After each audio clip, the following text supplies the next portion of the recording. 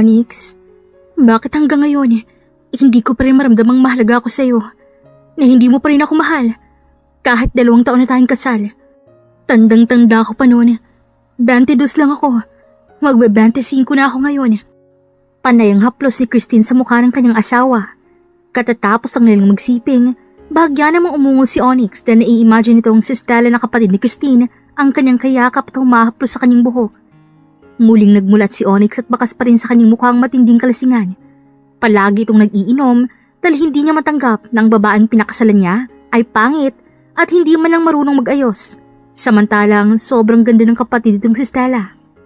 You satisfy me. Walang alinlangang umupo si Onyx at pinatayo si Christine. Nagpumiglas naman ito dahil alam niyang ipapakain na naman ng lalaki ang kanyang alaga. Mabilis na iniwas ni Christine ang mukha. Sa galit ni Onyx, sinikmuraan niyang asawa. Ganoon palagi ang ginagawa nito kay Christine. Halos tumalsik naman ang laway ng babae roon. Naramdam nitong matinding sakit ng sikmura. Tumulo na lang ang luha niya nang walang alinlangan siyang pinatalikod ni Onyx at inangkin hanggang sa magsawa ito. Sa susunod, sumunod ka na lang para hindi ka na masaktan. Isa ka lang namang substitute. Onyx! Nagtataka na ako kung bakit hanggang ngayon hindi ka pa rin nabubuntis. Matagal na akong kinukult nila daddy sa apo at magiging tagapagmana. Galit na sinipa ni Onyx si Christine. Anay, parang awa mo na. Tama na. Mag-asawa tayo, Onyx. Huwag mo naman akong gantuhin. Mag-asawa? Ha! Siya nga pala, muli kong ipapaalala. Kasal lang tayo dahil yun ang kasunduan ng ating pamilya. Para sa partnership ng kumpanya at pagpapalako ng koneksyon ng ating negosyo. Hindi ikaw ang gusto ko. Ang kapatid mo, higit na maganda at sexy kumpara sa'yo. Alam mo ba, Christine, sa tuwing nagtatalik tayo, si Stella lang nai-imagine ko. Kaya, masarap ba? Ganun ang gagawin ko sa kapatid mo. Hayop ka? Pinagsasampal ni Christine si Onyx, pero sinalasag lang ito ng lalaki. Labis ang sakit at sama ng loob na nararamdaman niya sa oras na yun. Tuluyan ang bumagsak ang luha niya. Galit siyang sinakal ni Onyx. Tumigil ka na. Wala kang magagawa. Maliban na lang kung hahayaan mo akong landiin siya habang asawa kita. Sinong tangang babaeng hahayaan ng asawa ha? Tigilan mo ako. Onyx, nasasaktan ako. Pinagsisipa ni Christine si Onyx, kaya siya binitawan nito. Mabilis na nagdamit si Onyx at umalis roon. Wala namang nagawa si Christine kundi umiyak habang yakap ang kanyang sarili. 28 anyos na si Onyx, higit na mas matanda sa kanya. Aminadong gusto niya ito una pa lang kaya hindi siya umangal sa nakatakdang kasal nila ng lalaki. Hindi lubos akalain ni Christine na emperno pala ang buhay na naghihintay sa kanya. Umiiyak niyang dinampot ang nagkalat na damit, saka yun sinuot. Gustuhin man niyang ayusin ang kasal at ang kanilang pagsisama, pero wala siyang makitang paki kay Onyx. Hindi ko na alam ang gagawin ko. Naguguluhan na ako. Gusto ko nang kumalas. Samantala, makalipas ang 1 buwan, bumisita si Stella sa mansyon nila Onyx. Naabutan nito ron ang kapatid na nagluluto ng tanghalian. Sis, may mga katulong naman May cook rin. Bakit nagpapakapagod kang ipaglutong asawa mo? Hindi ka ba niya tinuturing na asawa o prinsesa? May kamay at paa naman ako, Stella. Kaya kong kumilos. Gusto kong bumawi kay Onyx, kaya ako ginagawa to. Oh, nasan palang bayaw ko? Nandyan sa kwarto. May kailangan ka ba? Oo. Sige, puntahan mo na lang. Medyo abala kasi ako sa pagluluto eh. Ayoko masunog to. Okay Christine. Mas matanda si Christine kay Stella, pero hindi sanay tumawag ng ating kapatid. Dumiretso ito sa kwarto nila at nabutan noon si Onyx na abala sa paglalaptop. Onyx? Stella, anong ginagawa mo rito? Isa na rin itong pintuan at lumapit kay Onyx. Kinabahan naman ng lalaki pero naroon ang pananabik. Hindi ko na kayang itago at pigilin pang sarili ko. Gusto kong malaman mo na matagal na kitang gusto. Sobrang sama ng loob ko nung ipakasal ka sa kapatid ko. Pero wala akong magawa para ipaglaban ka. Onyx, gusto mo ba si Christine? What? Hindi. Higit na mas maganda ka sa kanya. Mas sexy. Ikaw naman talagang gusto ko noon pa. Kaya nga tutulo ko sa kasalan namin eh. Kaya lang, wala akong mana na makukuha kapag hindi ako nagpakasal sa ate mo. Bahagyang humaplos ang kamay ni Stella sa mukha ni Onyx, kaya napapapikit ang lalaki. Napalunok ito, lalo na nang bahagyang bumaba ang kamay ng babae sa kanyang nag-uumigting na alaga. Mabilis na sinunggaban ni Stella ang labi ni Onyx at nauwi sa mainit na tagpo ang kanilang sandali. Hindi lingid sa kalaman ni Christine na gumagawa na ng milagro ang asawa at kapatid. Nang parehong masatisfied sa kawalang-hiyang ginawa, huminto sila at mabilis nagbihis. Simula ngayon, akin ka na, Stella. Oo, Onyx. Hiwalayin mo ng kapatid ko. Akong bahali sa mga magulang namin. Oo, hahanap ako ng tiyempo. Mabuti naman lumapit ka na. Ahihiya akong lapitan ka eh. Hindi ko na kayang itago. Halika na. Baka nakaluto ng magaling kong kapatid. Ayaw mo naman sigurong makahalata ito. Pero bago yun, linisin mo muna ang sarili mo. Oo, mauna ka na roon, Stella. Malagkit ang tingin ni Onyx sa dalaga. Malandi namang kumagat si ibabang labi si Stella bago ito lumabas ng kwarto. Bumaba si Stella sa kusina at naabutan roon si Christine na abala sa paghahain ng pagkain. Sis, tulungan na kita? Pwede ba akong makikain rito? Oo naman, walang problema. Yun no, the best ka talaga. Nakausap mo na bang asawa ko? Biglang umangat ang isang kilay ni Stella nang marinig ang sinabi ni Christine. Lihim itong nainis at nag-iwas ng tingin. Oo, nagpatulong lang ako. Humihingi ako ng tips para sumabay sa market ang ilo-launch kong bagong gadgets. Ganun ba? Natulungan ka naman. Oo, ang galing talaga ni Onyx. Napailing lang si Christine habang nakangiti. Maya-maya pa, bumaba na si Onyx at sumabay sa kanila sa pagkain. Kapag hindi nakatingin si Christine, naglalandian ang dalawa. Bahagya pang inaabot ni Stella ang pagkalalaki ni Onyx dahilan ng pag-iinit nito. Tuwang-tuwa naman si Stella sa nakikita niyang reaksyon ng lalaki. Tapos na akong kumain. Aakit muna ako sa taas ha. Maliligo ako bago magpunta sa cafe. Sige lang. Sila manang nang bahala sa mga ligpitin, Christine. Ingat ka. Salamat. Nagtaka si Christine dahil kakaibang pananalita ni Onyx. Narealize niya na kayang akong gusto niya at hindi si Stella? Hinahayaan lang ni Christine na magkasama ang dalawa dahil ang alam niya walang gusto si Stella sa asawa niya. Hindi rin niya maisip na aamin si Onyx rito dahil maaaring mapahamak ang lalaki dahil kasal sila. Naligo si Christine nang makapasok ito sa kwarto. Makalipas lamang ilang minuto, natapos na siya at mabilis na nagbihis. Dumiretso siya sa baba para magpaalam kay Onyx pero wala na ito roon. Nagtungo na lang babae sa cafe at nagtrabaho. Pagmamay-ari yun ni Christine. Samantala, nagpunta naman ng hotel si Onyx at Stella para doon maglandian at mag-isa. Doon nagsimula ang pagtataksilang dalawa kay Christine. Hanggang sa dumating ang araw na nahuli itong mismo ni Christine sa loob ng kwarto nila. Mga walang hiya kayo! Akala niyo siguro hindi ko malalaman? Christine, anong ginagawa mo rito? Hindi ba't sa susunod na linggo ka pa uuwi? Dahil aatin ka ng business meeting sa India? Ang kapal ng mukha mo, Onyx. At ikaw, Stella, wala ka bang kahihiyan? Asawa ng kapatid mo nilalandi mo? Mga baboy! Pinaghahampas ito ni Christine ang hawak niyang bag. Panay naman ang salag ni Onyx. Nasugatan naman ni Christine sa mukha at braso si Stella, kaya naggalit ito. Walang pakialam kung wala siyang saplot. Ano? Masarap ang maagawan, Christine? Dapat lang yan sa'yo. Akin naman dapat si Onyx eh. Inagaw mo lang. Pati ang kumpanya dapat akong namamahala. Bakit? Wala akong inaagaw. Ako ang anak sa una at legal na anak. Kaya sa akin ibinigay ang kumpanya. Isa pa, sila daling nagtatga ng kasal namin, hindi ako. Ang pangit-pangit mo. Pero sa'yo napunta lahat. Napaka-unfair nun, Christine. Anak rin naman ako ah. Tigilin mo ako, Stella. Ang punto rito, nagtatali kayo kahit alam mong asawa ko siya at kasal kami. Tinuro ni Christine si Onyx na nooy tahimik na nagsusuot ng damit. Kinuhanan pa nito ng roba si Stella at sinuotan. Tila nadurog lalo ang puso ni Christine doon. Ang kapal naman talaga ng mga mukha ninyo. Sisiguraduhin kong mabubulo kayo sa kulungan. Christine, nababaliw ko na ba? Bakit, Onyx? Sa tingin mo ba hindi ka nababaliw? Ako pa talagang sinasabihin mo niyan? Baka ikaw, sinong matinong lalaking maisawang papatol sa kapatid ng asawa mo, ha? Galit at sinampal ni Onyx si Christine at pumutok ang nguso nito sa lakas noon. Sa lubong ang kilay na hinarap ni Christine si Onyx at pinagsisipa ito. Tinulak naman siya ng lalaki.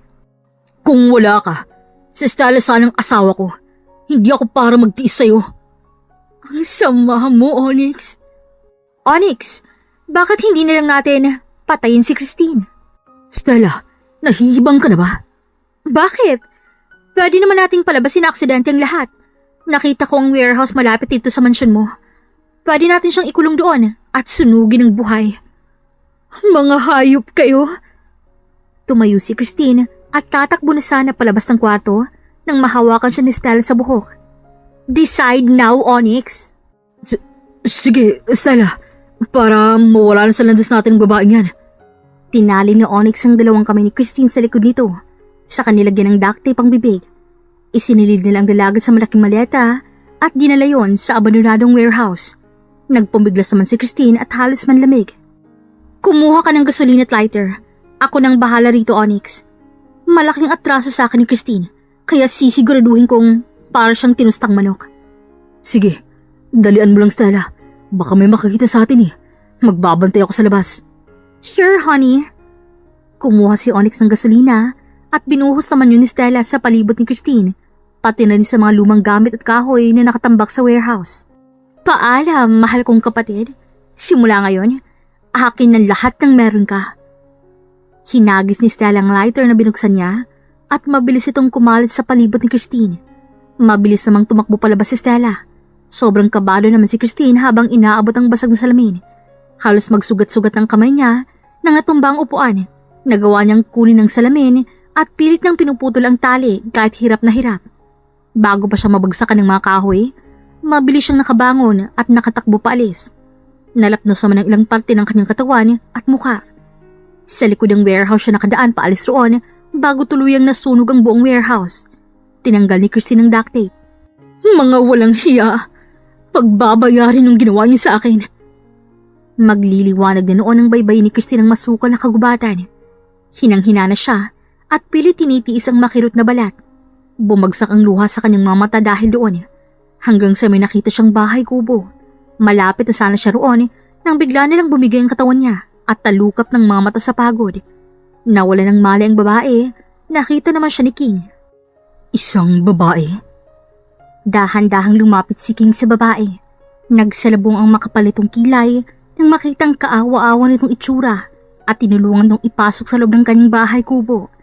Ang rest house ng iyon ay pahingahan lamang niya. Sa edad de 29, sobrang hilig ni King mag-adventure sa kagubatan, kaya siya nagtayo noon para mangaso. Isa itong mayamang negosyante, nilinis muna na King ang sugat ng babae bago ito nagpa siyang dalhin sa ospital si Christine.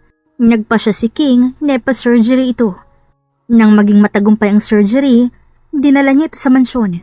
Makalipas lamang ilang araw, nagising si Christine. Buhay pa ako? Nasaan ako? Nandito ka sa mansyon ko. Sino ka? Ikaw ang sino? King ang pangalan ko. Natagpuan kita sa harap ng kubo ng rest house ko nung isang araw. Ano nangyari sa'yo? Christine ang pangalan ko. Sinunog ako ng buhay ng sarili kong asawa at kapatid. They did? Oo. Hindi ako para gumawa ng kwento. Inahuli ko silang nagtitalik at bala ko na salang silang ipakulong nang mabasya silang patayin ako. Dahan-dahang tumayo si Christine at halos manlaking mga mata niya nang makita ang sarili. Wala nang laptos ng balat. Bagyang umangat ang kanyang mukha at tumingin sa malaking salamin. Natulala ang babae sa maganda niyang mukha. Wala nang mga pimples na halos tumabon sa mukha niya noon. Ako to? Oo. Dahil lang sa pimples mo kaya ka ganun. Gusto mo bang gumanti? Bakit mo ko tinutulungan? Gumastos ka pa ng malaki para lang sa akin. Gayong hindi tayo magkaano-ano. I'll be honest with you. I want you to bear a child for me. I need an heir and a wife. What? Paano yun? May asawa ako. Sa nangyari sa'yo? Do you still consider him as your husband? Hindi. Gusto ko na nga ng annulment eh. Nakakadiri sila. Then, let them be. Hayaan muna sila. Ayusin mong sarili mo. At sasamahan kitang sampahan sila ng kasong murder. I can be your gun. In exchange from saving you, marry me and be the mother of my child. What if baog ako? You're not. Sorry for not asking you. But according to the doctor, you are eligible to bear a child. Ibig sabihin, naisip agad ni Christine na si Onyx ang baog sa kanila, kaya bahagya siyang natawa. What's so funny? Wala. Pwede bang pag-isipan ko muna? Masyado kasi ako nabibigla eh. Pagising ko, andyan ka na. At gusto mo akong maging asawa kapalit ng pagtulong mo. Sa tingin mo ba, kaya mo na ikaw lang? Hindi. Walang maniniwala sa akin. Wala talaga. But, I have your medical record. We can sue them. Kaya pag-isipan mo mabuti, Christine. Napaisip si Christine roon at muli niyang naalala ang kahiyupang ginawa ng dalawa. Kaya nagpasya siyang tanggapin ang alok ng lalaking tumulong sa kanya. Sobrang gwapo rin ito, kaya hindi mapigil ang kiligin ni Christine habang kausap ito. The clock is running. Sige na nga, ayoko rin namang tumatanaw ng utang na loob. You sure? Oo, sigurado na ako. Basta ba, hindi ko na mararanasan yung impyernong naranasan ko noon eh. Pwede ba tayong gumawa ng kasulatan? Tapos, ipanotaryo natin para lang makasigurong hindi mo uulitin yung ginawa sa akin. Natawa naman si King roon pero kalaunan ay naiintindihan rin niya na hindi madali para sa baeng magtiwala ulit. Sige, walang problema. Sa ngayon, kailangan muna nating siguraduhin na ikakasal sila bago tayo magpakita. Lalo ka na. Kung ang goal mo'y maanal, hayaan muna natin silang isiping patay ka na bago tayo magpakasal. You have a point. Sige, para mas madali ang lahat. Give me all the information related to them, their names and so on. I will gather information that will help us to make our plan successful. Oo nga, sige. Binigyan ni Christine lahat ng mahalagang impormasyon. Tinandaan naman yun ni King at nagpaalam muna siya kay Christine. Dumiretso si King sa kanyang opisina sa mansyon at tinawagan ng kanyang tauhan. Hello, si Dax. May papagawa ko sa'yo. Gather a lot of information regarding Onyx Castro and Stella Del Valle. Tell me anything as soon as possible. Mabilis namang nagtipa ang kausap niya sa kabilang linya at agad itong sinabi ang mga nalalaman. Nalaman ni King na ikakasal ang mga ito sa susunod na linggo. Thanks. I'll deposit a right amount in your bank account. I'll talk to Cameron. I will sue them after their damn wedding. Nagpaalam naman ng maayos si Syntax at pinatanan ni King ang tawag. Muli niyang naalala si Christine. She got my address. Hindi mapigilang mapangiti ni King habang naalala ang cute na mukha ni Christine. Sa unang pagkakataon, may isang taong nakakuha ng atensyon niya. Sa talaan ng buhay ng binata, wala pang babaeng nakakuha ng kanyang interes. Para sa kanya, malakas ang karisma ni Christine kumpara sa ibang babae. Handa siyang gawin ang lahat para tulungan ito. Nang gabing yon, lumabas si King ng kanyang opisina para puntahan ng babae. Naabutan niya namang mahimbing na natutulog si Christine. Good night, my lady. Lumabas si King ng kwarto ni Christine at dumiretso sa sarili niyang kwarto para matulog. Maaga siyang nagising kinabukasan para puntahan ito. Pero, nauna na pala ang babae sa kusina. You woke up so early. Ikaw pala, King? Oo. Sanay akong gumising sa umaga para magluto kahit may cook naman. Ginagawa mo yun para sa lalaking yon? Oo, ganun ako katanga. Pero hindi na ngayon. Kung masyado ako nabulag sa paggusto ko sa kanya, natauhan na ako. Good. It takes a while bago ka makalimot. I am willing to wait. Anyway, I have a good news for you. Ano? They are getting married next week. Wow! So fast! Talagang napakadini ng mga animal. Walang mga konsensya. Di bali na. Pinalabas na ng aksidente ang lahat. Dadami ka sa sunog dahil may kinukuha ka sa loob ng warehouse. Ang kapal rin talaga naman ng mga mukha. Sa bagay, ano pa bang dapat kong ikataka? Sa loob nga ng 2 taon na magkasama kami ni Onyx, wala siyang ginawa kundi saktan ako physically and emotionally. Hindi na dapat ako magtaka ron. He did that? Halos tumagundong ang boses ni King roon. Napalunod naman si gulat si Christine, pero may parte sa puso niyang kinilig sa naging reaksyon ng lalaki. Oo, noon ko pa iniisip na baka magbabago siya kahit papaano. Pero nagpakatanga lang pala ako. Arranged marriage lang ang kasal namin. At kung kailan matagal na kami, sa kanya lang sinabi ng kapatid ko ang talagang gusto niya. Lakas ng tama, no? Oo, Pero mas malakas ang tama mo. Nagtiis at nagpakatanga ka sa ganung klaseng lalaki. Halos magsalubong ang kilay ni King roon. Nakaramdam siya ng inis na nalaman. Nagdoble na ang galit na nararamdaman niya para sa lalaking tinutukoy ni Christine. Hindi niya mawari kung bakit gano'n lang siya mag-alala at makaramdam ng emosyon habang kausap ito. Akala niya, wala siyang pakiramdam sa mahabang panahon, pero binago yun ng babaeng nasa harapan niya. Prenteng na upo si King sa bakanting upuan at pinagmasdan ng babae. Bakit nakatitig ka lang? Akala ko ba tutulungan mo ako? Ano nga ulit yung sinasabi mo? Ano ba naman tong gwapong to? Gwapo na sana, kaso bingi. Sabi ko, pagkatapos ng kasal nila, doon na tayo pumunta. Makalipas siguro ang 3 araw. Sure. Yun nga palang walang problema sa akin. Talaga? Oo. Basta ang usapan ay usapan. Bukas, aayusin kong kontrata nating dalawa. Lifetime ang kasal. Uunahan na kita. Pero ang nakalagay sa papel ang mga kondisyong gusto mo. Oo ba? Gusto ko yun. Sige, bukas na lang yun. Marami pa akong asikasuhin ngayong araw sa kumpanya. Teka muna. Huwag kang aalis. Kumain ka na muna.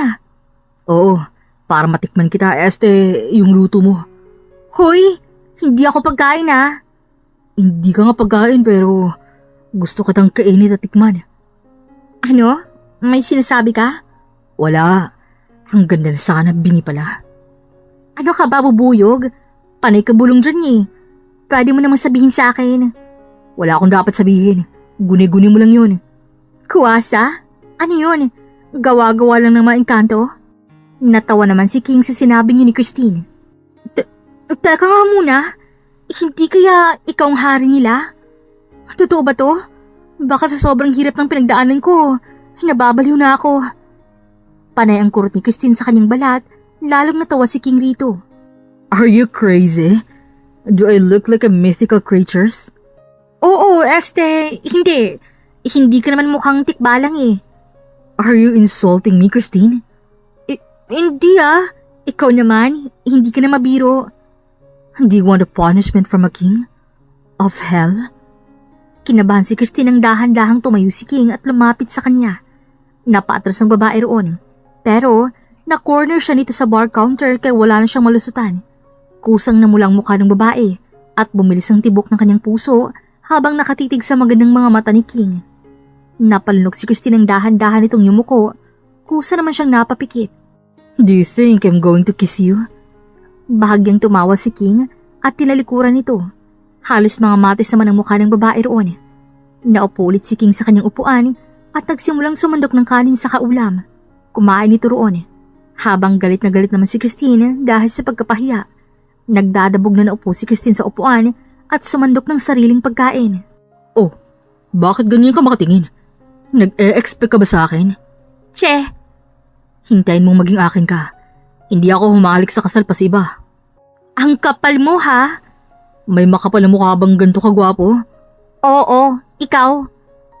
Tinawanan na ni King si Christine. Pero sa loob-loob niya, natatawa talaga siya sa babae. Masaya siyang kausap ito at kaasaran dahil pikon. Samantala, ibig na lang ni Christine humiling na kainin siya ng lupa sa kahihiyan. Hirap na hirap siyang lumunok ng kanin kahit gutom. Tapos na akong kumain. Papasok na ako sa trabaho. Feel free at home. Ewan ko sa'yo. Alis na. Napailing na lang si King dahil ngayon lang mayroong bisitang nagpapalayo sa kanya sa sarili niyang bahay. Talaga nga nakuha ni Christine ang kanyang interes. Pinunasan ni King kanyang labi, sa kamarahang tumayo. Tila isang haring naglalakad palabas ng kusina. Sobrang cool nito kaya hindi maiwasang humanga ni Christine. Para naman siyang baliw ng maiwan roon. OMG, kaya ko bang tagalan? Magagawa ko ba siyang tagalan makasama rito sa malaking bahay na to? Ngayon pa lang para na akong bababaliw Nagpa siyang babaeng maligo ng umagang yun. Naglibot siya sa kabuuan ng mansyon pagkatapos. Tumulong siyang maglinis sa mayordoma kahit na ayaw siyang patulungin ito. Hayaan niyo na lang po ako. Hindi ko naman po tinuturing na bisita ang sarili ko lalo pat malaki pong utang na loob ko sa kanya. Walang nagawa ang mayordoma nang kumilos si Christine para maglinis. Nakaramdam naman ito ng pagod nang bandang 3:00 ng hapon kaya nagpa siyang matulog. Natuwa naman ang mayordoma sa kakulitan at kabaitan nito. Habang natutulog si Christine, dumating si King ng bandang 7:00 ng gabi at agad siyang hinanap sa mayordoma. Hindi ba siya umalis? Umiling ang matanda, kaya dumiretso na si King sa kwarto ng babae dahil nabanggit ng mayordomang nasa kwarto niya si Christine. Pag-akyat ni King doon, naabutan niyang masarap na ang tulog ng dalaga. Pinagmasdan niyang maamo nitong mukha. Hindi ko alam kung bakit sinain ka ng Onyx na yun. Pero sa oras na maging akin ka, hindi na kita pakakawalan pa. Muling tumalikod si King at tumiretso sa sariling kwarto niya. Ramdam ng lalaking matinding pagod, kaya mabilis siyang nakatulog. Maagang nagising kinabukasan si Christine at nag-asikaso ito ulit ng umagahan.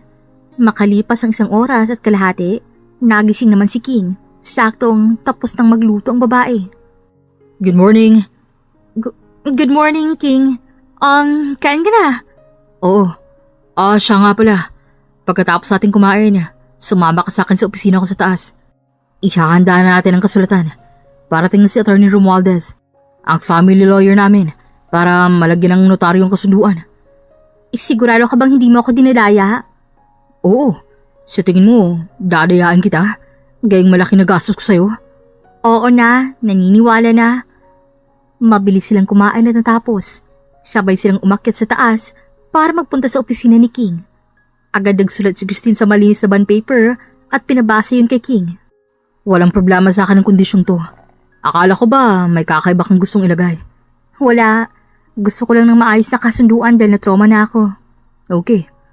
Dumating naman ang bisita nilang lawyer at agad inasikaso ang kanilang napagkasunduan. Sa pagkakataong yun, gumaan ang pakiramdam ni Christine. Siya nga pala, mamaya darating ang mga fashion designer para sukatan ka at papiliin ng disenyo para sa mga customized mong damit. Branded yon, kaya asahan mong magandang kalidad. Uy, para saan ang mga yun? Ayos na ako sa mga price na damit pero di super mahal. He'll be my soon Mrs. Montemayor, my wife, and my partner. You should know that having a signature dress is one of the most important things you should have in your life. Oo na, grabe naman to. Nakaka-overwhelm. Don't be. Makalipas ang 15 minutos, dumating ng magsusukat at nakipag-cooperate naman si Christine sa mga ito. Halos maligo sa pawis ng babae sa sobrang dami nilang ginawa. Napapailing na lang si King sa pagiging reklamador ni Christine. Grabe, sobrang dami naman ito. Oo, galing rin ako sa may kayang pamilya. Pero hindi naman ganito ka-exaggerated, no? Stop complaining. Since the day you accepted my offer, you're already mine, and you don't have the right to complain. This is for your own good. According to your story, you got bullied and harassed because of your damn look. Now, change for the better. For yourself, not for others. Don't you want to live freely without anyone gossiping? Oo na. Sorry na nga eh. Grabe ka man, Hermon. Para kang babae. Iniinsulto mo na nun ba ako, Christine? Uy, hindi ah. Sinasabi ko lang eh. Pinili na lang ni Christine itikom ang bibig para lang huwag magalit ang gwapong leon sa mansyon. Nang matapos magsukat, nagpaalam ng maayos ang mga designer at sinabing hintay na lang ang pag-deliver ng mga iyon pag natapos na nila. Aalis na sana si Christine doon para maglinis nang tawagin nito ni King. Christine? Yes? Where do you think you're going? Tutulong ka naman ng Gemma. Did I told you to leave? Uy, hindi ako pumayag magpakasal sa'yo para gawin mong tao-tauhan at robot ha. Mag-aaway talaga tayo. Hindi.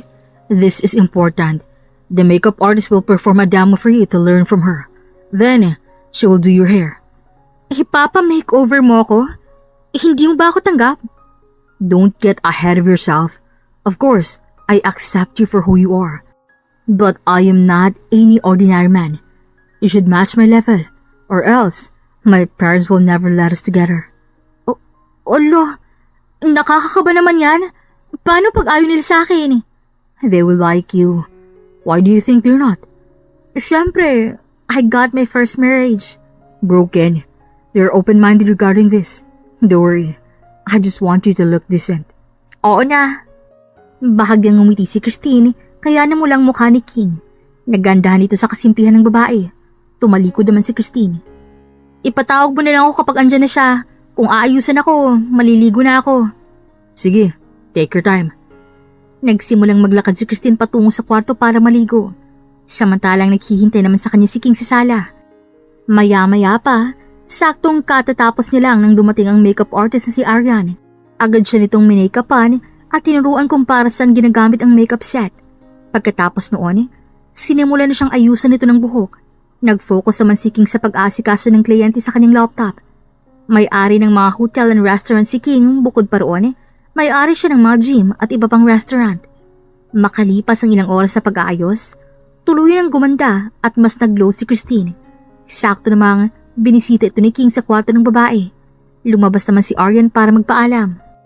You look so stunning. Talaga? Oo. Dahan-dahang lumapit si King at hinaplos ang mahabang alon-alon na buhok ni Christine. Kulay coffee mate iyon na may highlight. Nagmukha tuloy sosyal si Christine sa buhok nito at litaw na litaw ang kanyang kakaibang ganda sa makeup na inapply ni Aryan. Hindi mapigil ang mamangha ni King sa kakaibang glow up ng babae. Samantala, naghaharumintado naman ang puso ni Christine habang napatingin kay King. Bahagyang dumukwang si King para sana sili ng mainit na halik si Christine, kaya lang naalala niya ang rules niya na bawal humalik sa may asawa o kusal pa. Para hindi magmukhang kabit, hihintay niya rin munang makamove on nito. Nadismaya naman si Christine nang lumayo si King na animoy na paso. Magpahinga ka na. Huwag kang mag-alala. Etong una't huling magdimad ako sa'yo. Hindi kita kokontrolin sa gusto mo. As long as hindi nakasalalin kasal natin kapag kinasal ka na sa akin. Oo naman, hindi naman ako ganung babae. Salamat sa lahat ng nagawa mo para sa akin. Bagay na inakala kong ayos lang noon. Mas maganda pa lang ganito. Mas tumaas ang confidence ko. Walang anuman.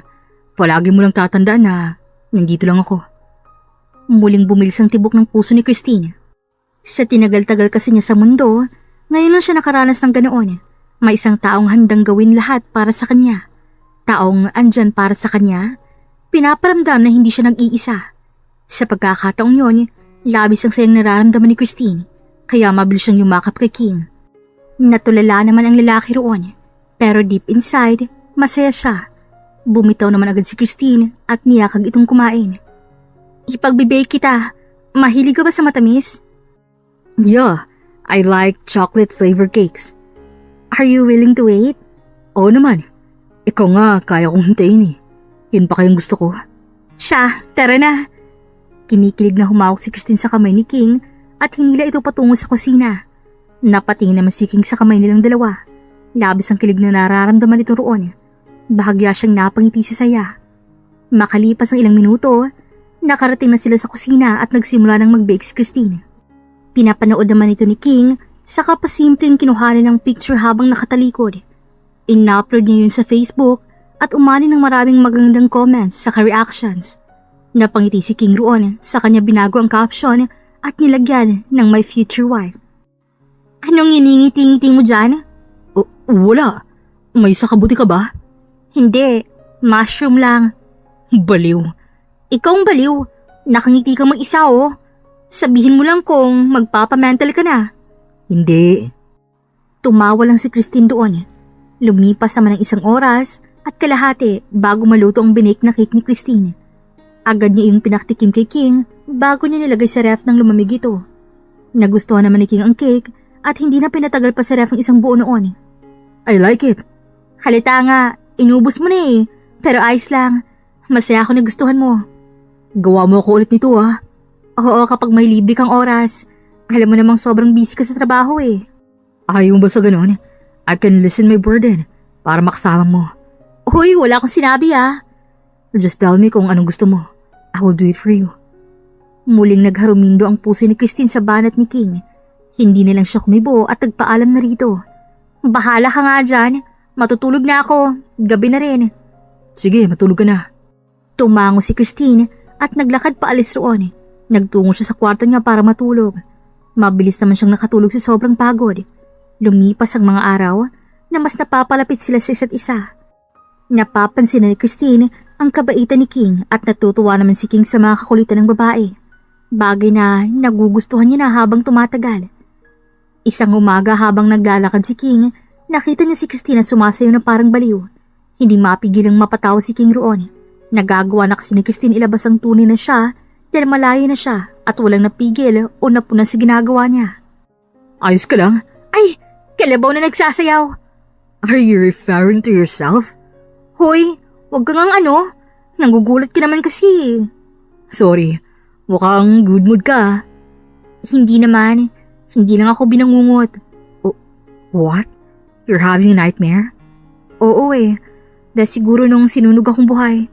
Hanggang ngayon, binabagabag pa rin ako noon. Sleep with me. Uy, nababaliw ka na ba? No, sleep with me so I can save you. Natigilan si Christine sa narinig. Muling nagharumintado ang kanyang puso habang nakatingin sa mga mata ni King. Sobrang buhay na buhay ang pagkaberde noon, kaya naman tila dinadala siya sa paraiso. Hindi ba nakakahiya? Bakit ka mahiya? Kapag ginasal na tayo, ganun na naman. Magtatabi tayo sa iisang kama. Huwag ka mag-alala. Hindi kita gagalawin ng walang pahintulot mula sa'yo. Uy! Ano? Sige na nga. Baka mategi pa ako sa bangungot na yun eh. Hindi pa ako makabawi sa may mga atraso sa akin. Buti sana kung hindi ako muntikan na mamatay. Ako mismo magdadala sa kanila sa kulungan. Muling kinilig si Christine sa sinabing ni King. Nagbonding silang dalawa sa labas ng bahay. Niyak kasi ni Christine magpapawis si King. Papawis tayo? What? Ito, badminton. Akala ko niyayakag mo na akong ano. Uy, wag kang manyak. At ako pangaraw. Tumawa naman si Christine doon.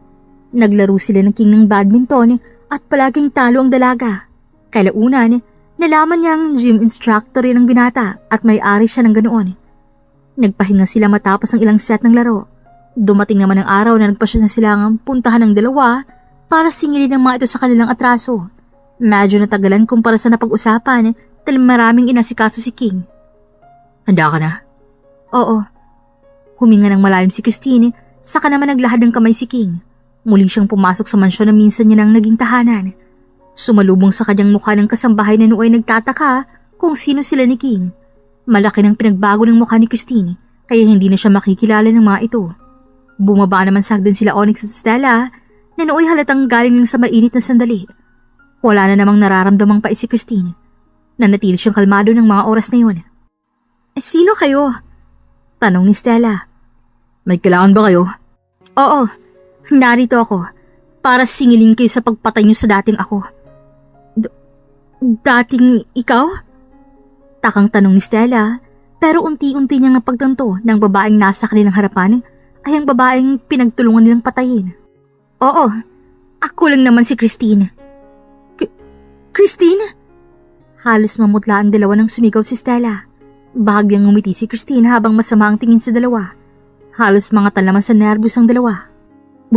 Buhay ka? Paano? Balis ang tanong ni Onyx. Nakatakas ako, mga hangal. Ngayon, harapin niyo ang patong-patong na parusa. Hindi mo gagawin yun. I'll help her. Singit ni King. Doon na pagtanto ng dalawa na tila familiar si King. Madalas itong nalabas sa TV shows at mga magazines. Ikaw? Ikaw ang tumulong kay Christine? Yes. At ako pa rin tutulong sa kanya. Cameron? Mabilis na pumasok mga pulis kasama ng kanilang hepe na si Cameron, kaibigan nito ni King. Ano to? Bakit? Wala naman kaming ginagawang masama. Meron. Marami akong ebidensya. Sa presinto na lang tayo mag-usap. Hindi! Tila nababaliw na sumigaw si Stella. Nagbulungan naman ang mga kasambahay roon.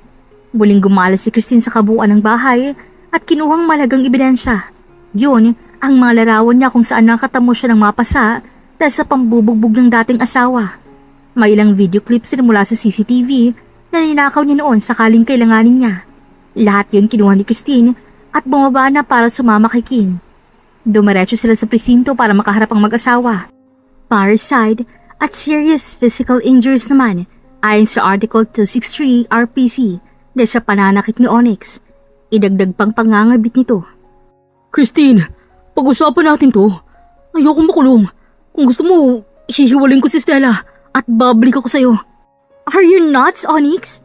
Dalawa natin ginawa yun, tapos iiwanan mo ako sa ere? Akala ko ba mahal mo ako? Tumigil ka na, Stella. Mag-sorry ka na lang kay Christine. Sira ulo ka ba? Anong akala mo? Nagsalubong ang kilay ni Christine roon. Hindi niya malaman kung tatawa siya o maiinis lalo sa katoksika ng dalawa. Ano ba talagang akala niyo sa akin? Tanga? Christine naman. Walang alinlangan yung nga akong pinatay. Sinunog ng buhay. Tapos sa tingin nyo, mapapatawad ko kayo? Lalo ka na, Onyx. Ginawa mong impyerno ang buhay ko. You hurt me physically and emotionally. Tapos sasabihin mo yan? Asa ka pang tatanggapin pa kita pagkatapos ng lahat? Siya nga pala, mabuti na lang at nagpakasal kayo. Malaya ko nang mapapakasal ng fiancé ko. Sabay tingin ni Christine kay King. Halos malukot naman ang mukha ni Onyx at Stella roon. Christine, sa oras na makulong ako at mabulok sa bilangguan, sisiguraduhin kong pagbabayaran mo to. Mumultuhin kita. Oh, sige nga. Try me. Basta itong sisiguraduhin ko. Lalo ka na, Stella at Onyx. He will rot in jail. Pagbabayarin niyo lahat ng ginawa niyo sa akin. Ako ang karma niyo. Hayop ka, Christine! Nang gagalaiting sigaw ni Stella. Tinalikuran naman ito ng kapatid. Naggalit rin si Stella kay Onyx kasi sinabi nito kanina. Samantala, nakipag-usap naman si King ng Cameron at sa abogadong si Romualdez para sa patong-patong na kasong haharapin ng dalawa. Siguraduhin yung wala nang magagawang absueltuhan. Ipaubay niyo na sa akin ng dalawang to. Gusto kong pagbayarin nilang nagawa nila kay Christine habang buhay. Tumango ang dalawa. Nagyakag naman si Christine na umuwi dahil naririn din sa mga sisihan ng dalawa ni na Onyx at Stella. Tara na, umuwi. Satisfied na ako. Maraming salamat sa tulong mo. Ayos ka lang ba? Baka gusto mong isalba pang ex-husband mo. Hindi na, oy. Mamatay siya sa kulungan. Malabo na siya sa akin. Hayaan na natin silang mabulok pareho. Sure ka? Oo nga. Baka gusto mo silang samahan. Mukhang concerned ka eh. May dalaw ka ba? Ang sungit mo eh. Hindi ako masungit. Nakakainis ka kasi eh. Oo na. Tara na. Naglahad ng kamay si King at tinanggap naman yun ni Christine. Masaya silang lumabas ng police station. Sumakas sila ng kotse ni King at agad niya yung pinasibad. Makalipas ang kalahating oras, nakarating na sila sa mansyon. Magpapahinga na muna ako sa kwarto natin. Hindi ka ba muna kakain, Christine? Mamaya na. Gusto ko talagang matulog. Napuwit ako sa sobrang excitement na makaganti eh. Ngayon, ayos ka na? Oo, maraming salamat. Magagawa ko nang magsimula ulit. Parang nawala ng tinik ang puso ko. Hindi na rin mabigat ang pakiramdam ko. Good. Heal yourself first. I am willing to wait. Napangiti si Christine sa sinabi ni King. Masaya siya na sa kabila ng lahat ng kamalasan at sakit na naramdaman niya, may isang taong handang samahan siya at tulungan. Taong handang maghintay na makamove on siya. Dahil sa bugso ng damdamin, mabilis na humakbang si Christine at yumakap kay King. Thank you so much, King. You saved me. Siyempre, the king always protect her queen. Bumitaw sila sa yakapan at hinayaan muna ni King magpahinga si Christine. Naglakad naman palayuroan ng babae. Nagpa siya namang kumain si King bago bumalik sa kanyang trabaho. Sa paglipas ng mga araw, mas nagiging ayos na si Christine. Muli na niyang nabuo ang sarili. Hanggang sa lumipas ang 6 na buwan, tuluyan na siyang nakamove on. Isang gabi, naabutan niyang nag-iinom si King sa may rooftop. Why are you drinking? Gusto ko lang. Naupo si Christine at nagsali ng sariling alak sa baso. Sabay silang uminom ni King habang nakatitig sa mga bituin. May problema ka ba? Wala. Gusto ko lang talagang uminom. Malamig ang panahon. Tamang-tama to. Akala ko meron eh. Sa bagay, tama ka. Ayos ka na ba ngayon, Christine? Oo naman. Sobrang tagal na noon. Handa na akong buksan ulit ang puso ko. Para sa akin? Tumango si Christine habang nakangiti. Mabilis namang sinunggabaliki ng babae. Walang alinlangang tinugunan ni Christine ng kaparehong intensidad ang halik na ginawa ni King. Bahagya namang humahaplos ng kamay nito sa bawat parte ng katawan ng babae. Simula ngayon, akin ka na talaga. Oo, sa'yo lang ako, aking hari. Napangiti si Christine habang humahaplos ang kamay sa buhok ni King. Mas lalo nilang nilaliman ng halikan. Kinarga ni King ang babae patungo sa kanilang kwarto at sinara yun. Ang kanilang mga mata ay nagbabaga at ang kanilang mga labi ay tila hayok na hayok sa isa't isa. Patuloy silang naghahalikan habang walang alinlangang inaalis ang kanilang suot. Mabilis na sinunggaban ni King ang malusog na dibdib ni Christine at pinagsawa ang labi roon. Mas lalong nag-init ang dalawa na nauwi sa minit na tagpo sa kama.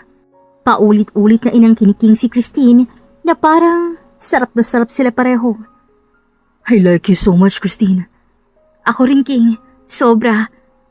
Humalik sa noo ni Christine ang lalaki at yumakap naman ng babae sa matipunong katawan ni King. Para silang mga batang in love sa isa't isa. Muli na naman silang nag-isa sa banyo matapos sa kama. Naulit pa yun sa sofa at sa may pader. Ilang beses pinuno ni King ang pagkababae ni Christine.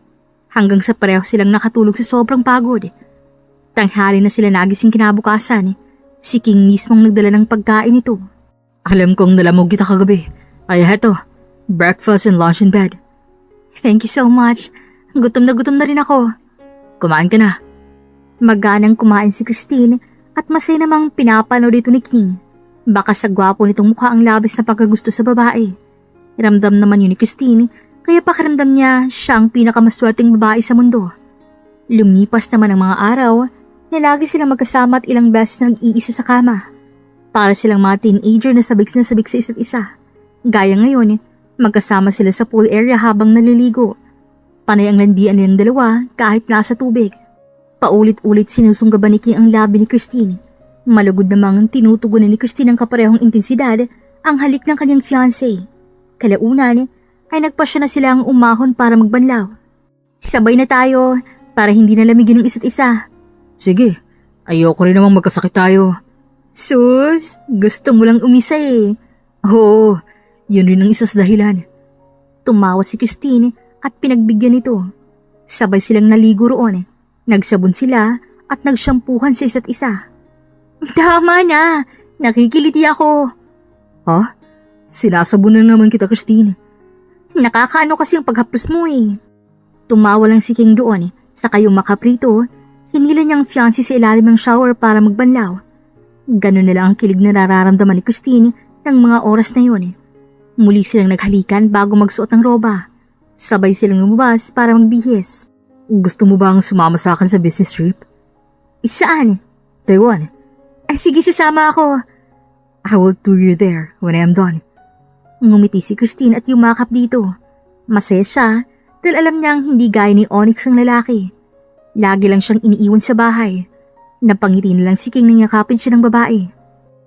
Siguro, kung mas nauna kitang nakilala, sobrang saya na natin ngayon. Tipong matagal na tayong magkasama, tapos in love sa isa't isa. Hindi pa naman huli ang lahat. Mahaba pang panahon para magkasama tayo. Habang buhay. Tama ka, King. Sa'yo ko ilalaan yon.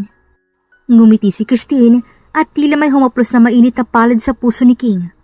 Humalik siya sa noo ng babae. Hindi na muna ako papasok sa trabaho ngayon. Gusto kitang makabonding para mas makilala natin ang isa't isa, Christine. Gusto ko yan, pero gusto ko munang magsimba. Tara, hindi ako makajos pero handa akong samahan ka. Muling kinilig si Christine sa narinig. Para sa kanya, sobrang sarap sa pakiramdam na may tao siyang nahihikayat lumapit sa Diyos. Sabay silang naglakad palabas ng mansyon at sumakay ng kotse ni King. Huminto sila sa pinakamalapit na simbahan. Bumaba sila sa kotse matapos yung i-park at pumasok sa simbahan na no'y kakasimula lamang ng misa ng umaga. Hawak ni King ang kamay ng fiancé. Bakit hindi ka nagsisimba noon? Hindi naman ako atheist. Sadyang hindi lang talaga ako mahilig sa ganito. Alam kong may Diyos at yun na yun. Hindi na ako para sumamba sa mga santo. Mahinang bulong ni King. Tumango naman si Christine. Sabay silang nakiisa sa banal na misa. Pagkatapos ng misa, hindi pa rin sila umalis sa kanilang kinauupuan. Lumuhod si Christine at pinagtapat ang kanyang kamay. Marahan siyang pumikit. Hinihiling ko lang po, Panginoon, nabigyan niyo po kami ni King ng masaya at maayos na pagsisama. Gusto ko pong maging healthy kami sa araw-araw, pati po ang aming relasyon. Dahil ayoko nang magmahal pa ng iba. Kapag nabigo pa ako sa kanya, ayoko na. Hindi ko hahayaang mangyari yun. Hindi ko uulitin lahat ng sakit na naranasan mo. Hinawakan ni King ang kamay ni Christine at humalik sa ulo ng babae. Tila may humaplos naman sa puso ni King sa sinabi nito. Panginoon, alam mong hindi ako yung taong mahilig humingi o humiling. Pero kung mahihilingin man ako, sana si Christine yung babaeng para sa akin. Dahil gaya niya, ayoko sa iba. Siya yung babaeng nakakuha ng interes ko. Handa akong gawin lahat para sa kanya. Kaya ipaubali na sa akin to.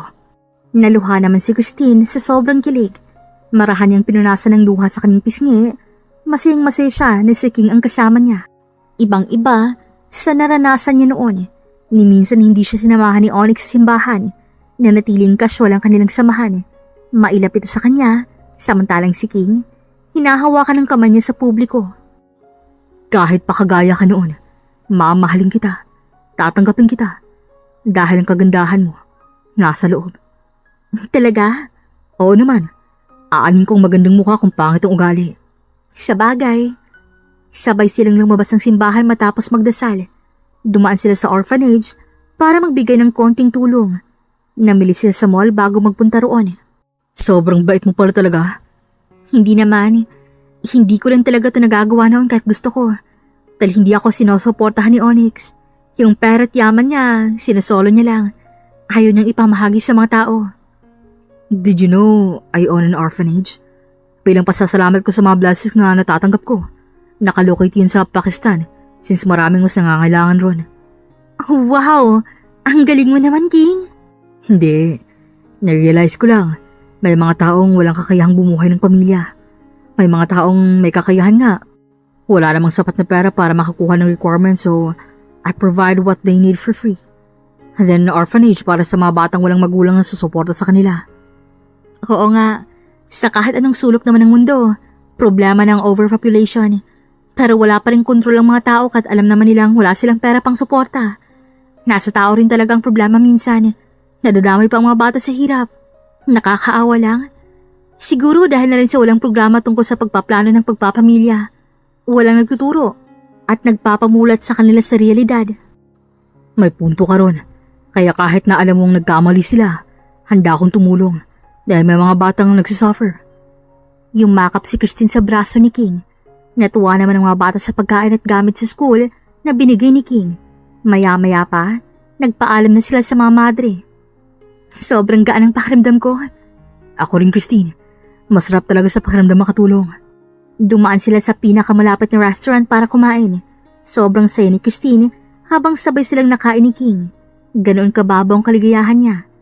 Na-appreciate niya kasi ang pagsasapubliko nito sa kanilang dalawa.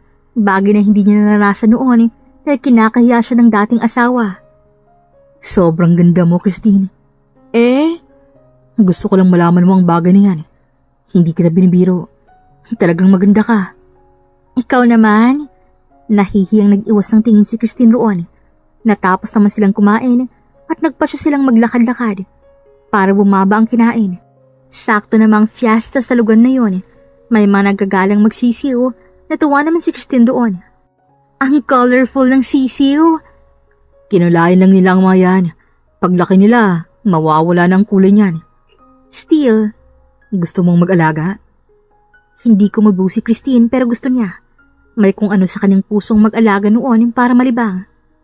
Sige, Manong, 5 sisiw nga ho. Binayaran niyo ni King kasamang kulungan. Labis naman ang tuwa ni Christine base sa pag-islap ng maganda nitong mga mata. Hehe, thank you so much. I love them. Okay, no problem. As long as it make you happy. Muling kinilig si Christine at nilagay yun sa kahon na walang laman para kung sakaling dumumi o umihi ang mga yon, hindi tatago sa kotse. Nagpasya na silang umuwi at makalipas ang 1 oras, nakauwi na sila ng mansyon. Pinaasikaso muna ni Christine ang mga sisiw sa mayordoma at dumiretso sila ni King sa kanilang kwarto. Pagkapasok nila doon, agad siyang sinunggaban ni King sa labi para silang mga sabik na sabik sa isa't isa. Agad hinubad ni King ang suot na damit ni Christine. Habang tumatagal, mas lalong nag-iinit ang kanilang mga katawan. Bahagyang humaplos at gumalang kamay ni King sa katawan ng fiancé. Para namang sinisilaban ang katawan ni Christine sa bawat haplos nito. Ramdam niyang pag-iingat at matinding pagnanasa ni King na haplosin nito ang malusog ng dibdib at ang kanyang perlas sa pagitan ng hita. Marahan siya nitong binaba sa kama habang naglalaban sila. I love you, and I will love you until I die. And if there's life after that, I love you till then, Christine. I've never had a moment's doubt. I love you, King. I believe in you completely.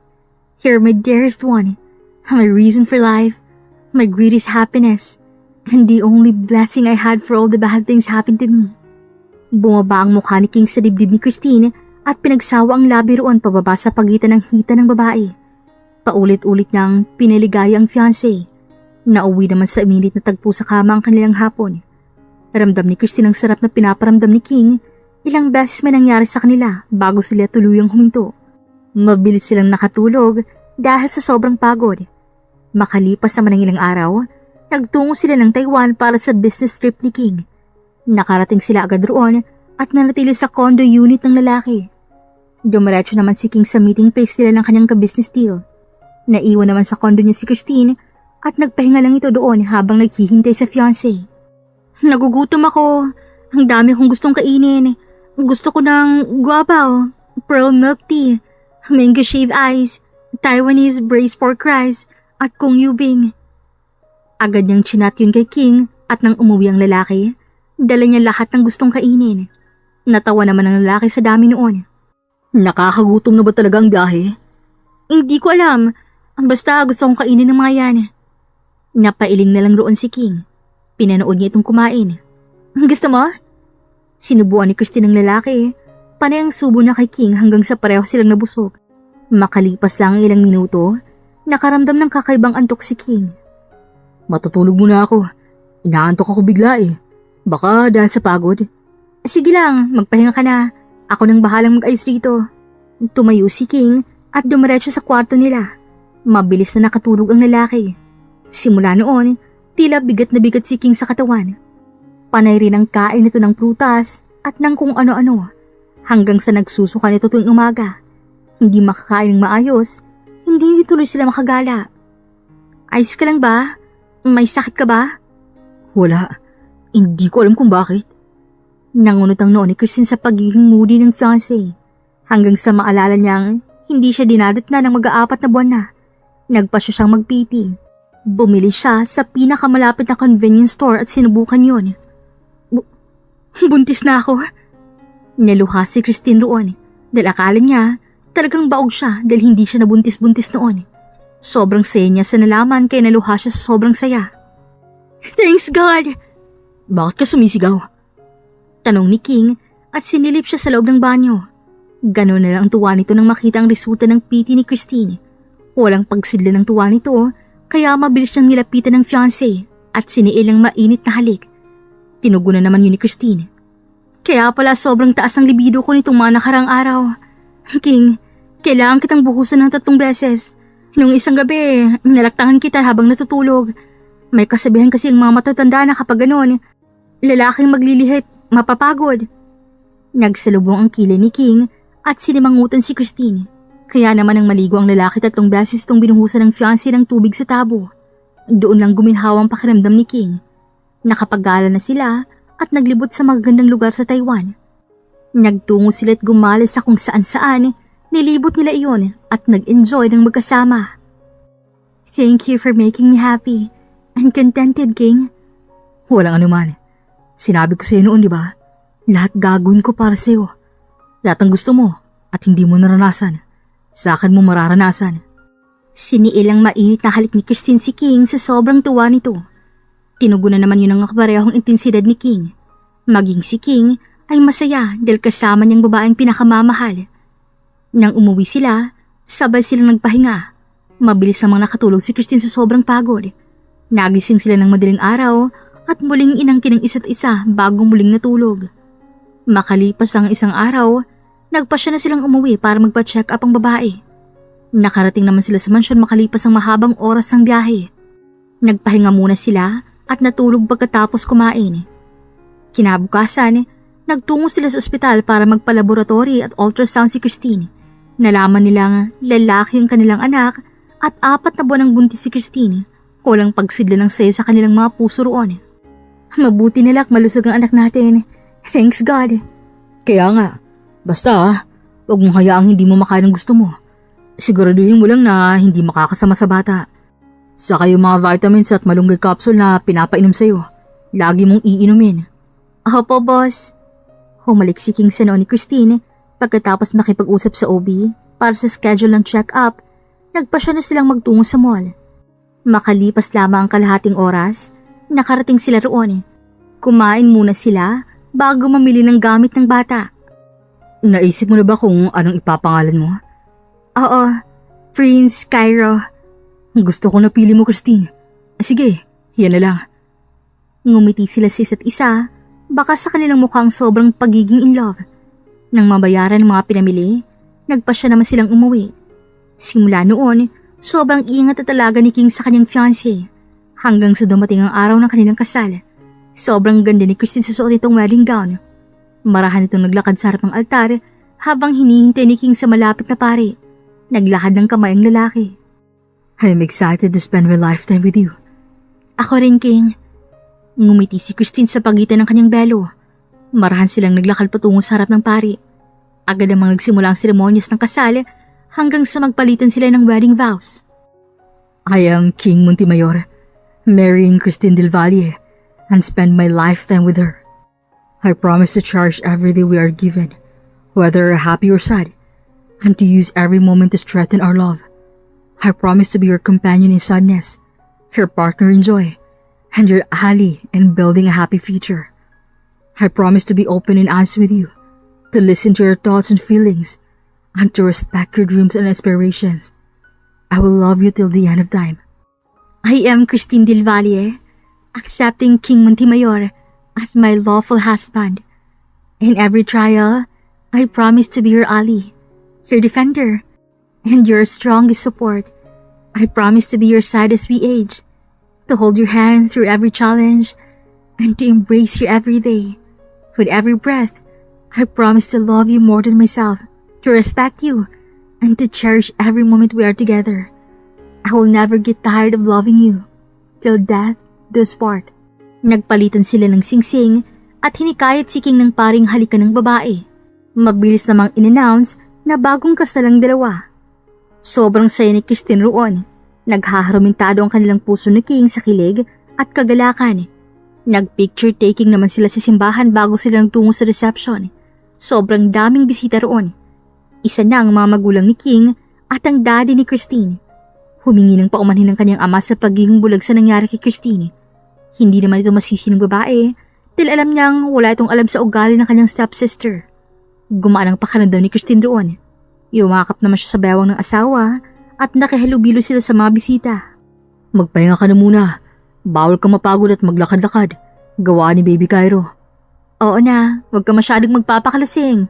Opo, boss. Natawa si Christine nang gayahan siya ni King. Hinatid siya dito sa kanilang kwarto bago bumalik sa mga bisita. Uminom si King roon at bumalik kay Christine makalipas ang ilang oras. Naabutan niya namang mahimbing nang natutulog ang asawa, kaya dinampian niya na lang ito ng munting halik sa noo at labi. Mahal na mahal kita. Tumabi si King kay Christine at mabilis siyang nakatulog sa pagod. Kinabukasan, nagising si Christine na kayakap ang asawa. Hinalikan niya ito sa labi kaya naman naalimpungatan si King at ginantihan ng halik ang asawa. Nauwi sa mainit na tagpo sa kama ang kanilang umaga, pero naroon ang pag-iingat ng lalaki kay Christine. Natigil lamang sila ng parehong makaramdam ng gutom. Nagpasya silang magbihis at bumaba para kumain ng almusal. Todo asikaso naman si King kay Christine. Kumain ka lang ng kumain. Baka manaba ako nito. Ano naman? Mamahalin pa rin kita. Talaga lang ah. Oo naman. Kayong kayamanan ko ni Cairo. Kaya asahan mong mamahalin kita ng wagas. Napangiti si Christine sa sobrang kilig roon. Pagkatapos silang kumain, nagpasya silang magpahangin sa hardin. Nag-usap sila tungkol sa mga plano nila sa buhay. Gusto kong lumaki si Cairo na may takot sa Diyos.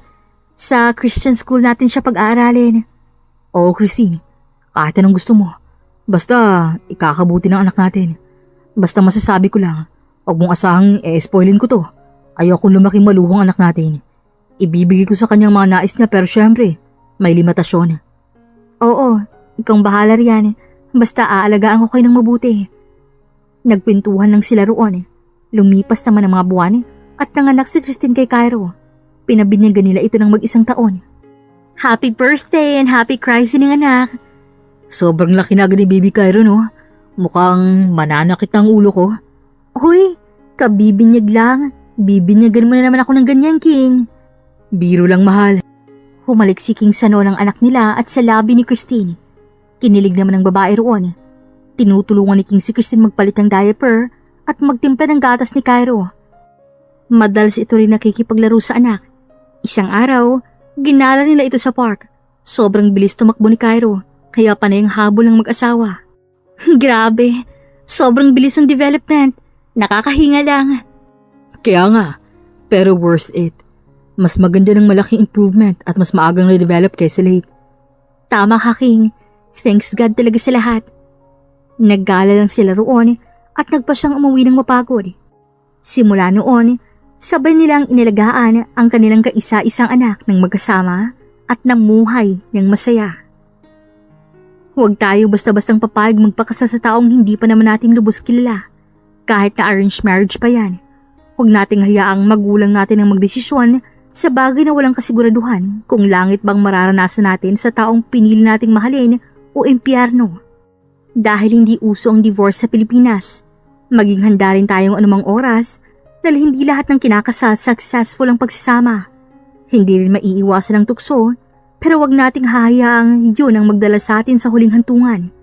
Ipaglaban natin ang hustisya at wag sayangin ang pangalawang buhay na pinagkaloob sa atin ng Diyos. Palaging lakasan ng loob sa bawat hamon ng buhay, gaya ng ginawa ni Christine. Dito na nga po nagtatapos ang magandang kwentong ito. Hanggang sa susunod pong muli, this is Regine here in Kuya Agustin Stories. Daghan kayong salamat!